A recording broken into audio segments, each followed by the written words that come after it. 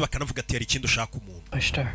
ariko naramuhatirije ngo naveyo avuge atobore I really pushed. naramusunikirije ndamubwira ati vayo nimba wahohotewe irengagiza ibyo abantu bavuga abazagutuka bavuga kuri gushaka gufungisha umuntu abazavuga kuri umugome ushaka gufungisha umuntu we byirengagiza uveyo uze rwose utanga ubuhamya bwawe ko wahohotewe Until she agreed to go on the uwo road. mukobwa arabyemera rwose ndamurikodinga amakuru uyu ni umunyamakuru And the night before we were supposed to meet, buri buke iri joro rero mbere yuko nagombaga guhura nawe mbega buri buke duhura n'uwo mukobwa Catherine took her own life. Catherine byarangiye yiyahuye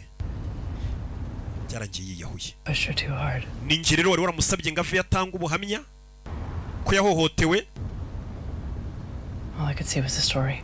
icyo nabashije kubona ni inkuru gusa yo gushyira mu itangazamakuru aho ntabwo wakwirenganya ariko urumva ariko icyabaye umukobwa uyu yaramubwiye ati ngwino uve utanga ubuhamya ko wahohotewe umukobwa ava yatanga ubuhamya ko yahohotewe abantu batangira kumushyiraho amakosa wandaya we wowe ufatwa ku ngufu ute ahubwo ubwo ngubwo urashaka kugirira nabi abantu babeshyera birangira umukobwa ayo magambo byo kuba wahohotewe n'amakosa akaba ariwe bayashyiraho birangira umukobwa yiyahuye Her parents did.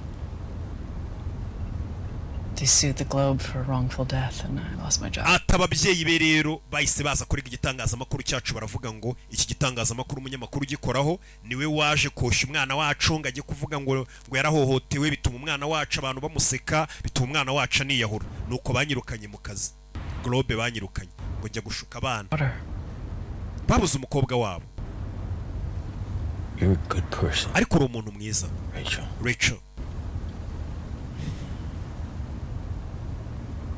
even if you're aiding and abetting a fugitive. nubwo uri gufasha umuntu uri guhigwa na leta ariko usanzwe uri umuntu mwiza Where'd that come from? iyo telefone ni yande ni ya Wilson iyi telefone yari ya Wilson kaga telefone ka Wilson yamwibye hari uhamagaye Wilson ni telefone yuriya mugabo umaze kwiyahura yaritaba Mr. Barros ndakeka niwe witabye I heard you paid Officer Wesson a visit. numvishe ngo uyu munsi wasuye Officer Wilson wamusuye mu rugo Think you killed him.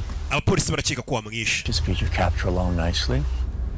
Where's Matthew? mata yariho umwana wanjye David Your son died 5. umwana wawe yapfuye imyaka 5 ishize You beat him to death. Remember? waramukubise arapfura byibuka urebe I'm gonna find you.